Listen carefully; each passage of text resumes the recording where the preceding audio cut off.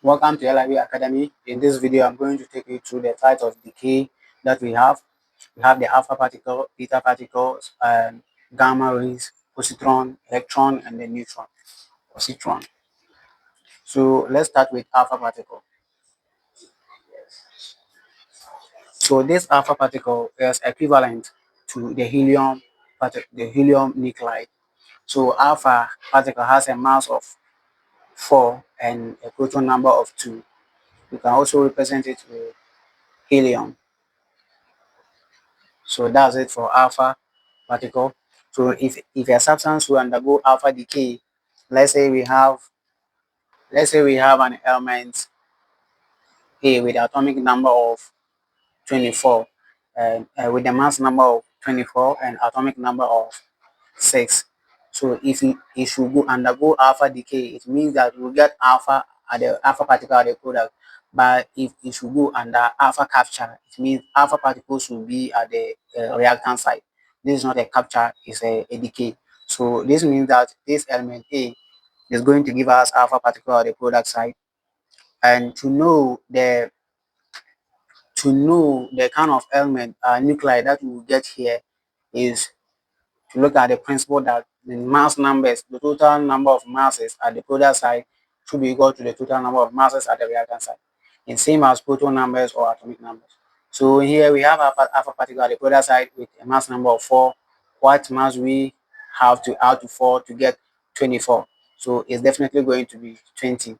So now we have atomic number 2 here, and we need 4 to add 2. We need 4 to add to 2 to get 6, right? And here 4. So now this is a certain element with atomic number 4.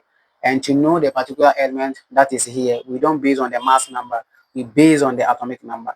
So basing on the atomic number, we have hydrogen, helium, lithium, beryllium. So this is going to be beryllium nuclide. So that's it. If the substance will undergo alpha decay, that is how it is supposed to be. So the next particle is beta particle.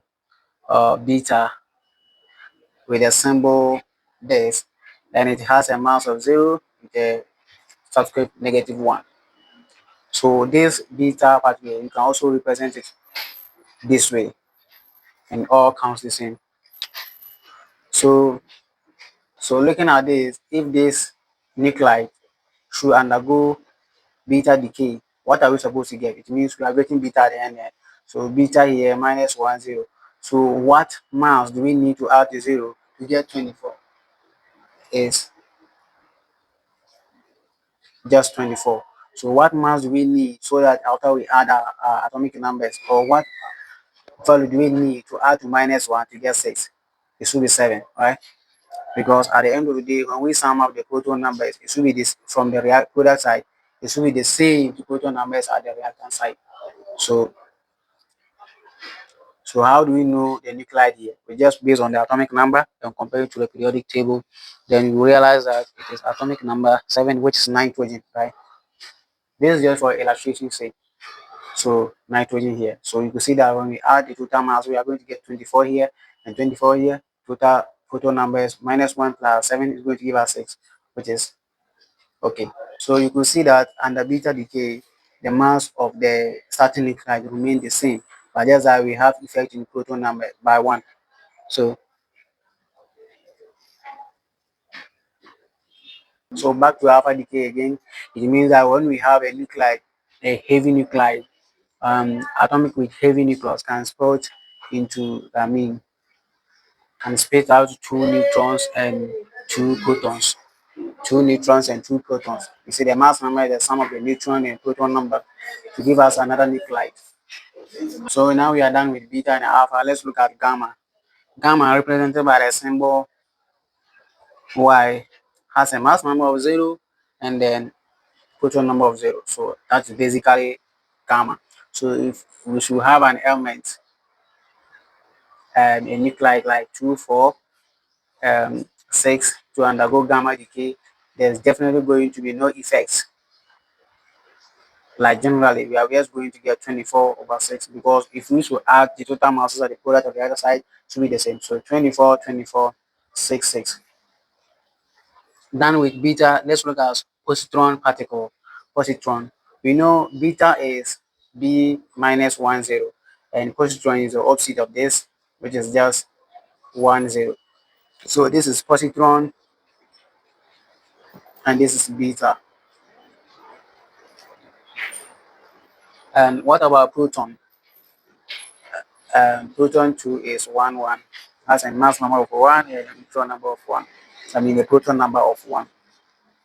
So that is it for proton. And for neutron 2, neutron is 1, 0. So following the same procedures, if we should have a germanium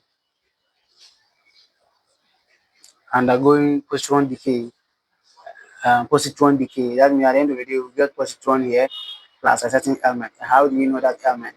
Look at the masses. What mass we need to add to 0 to get 73, which will be the same as the reactant side. So 73. And what proton number do we need to get 32? This will be 31. So you compare an atomic number to the elements on the periodic table, you are going to see that you get gallium. So this is a nuclide.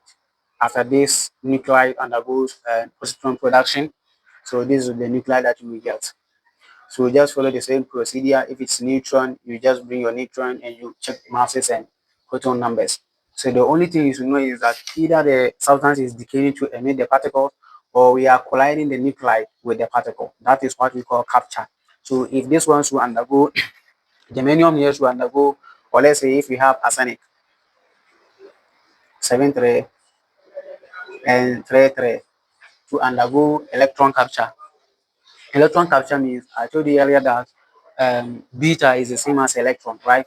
Beta particle is the same as electron, either beta particle or electron. So that means it will undergo a capture. It's a capture, then that means we are colliding this with beta particle. So what are we going to get? What do we get?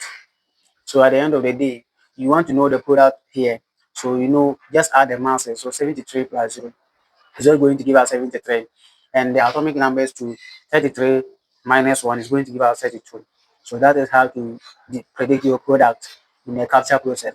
So you now look on your periodic table, what element has atomic number 32? This is going to be germanium, right? So germanium. So that was it for this video, and thank you for watching.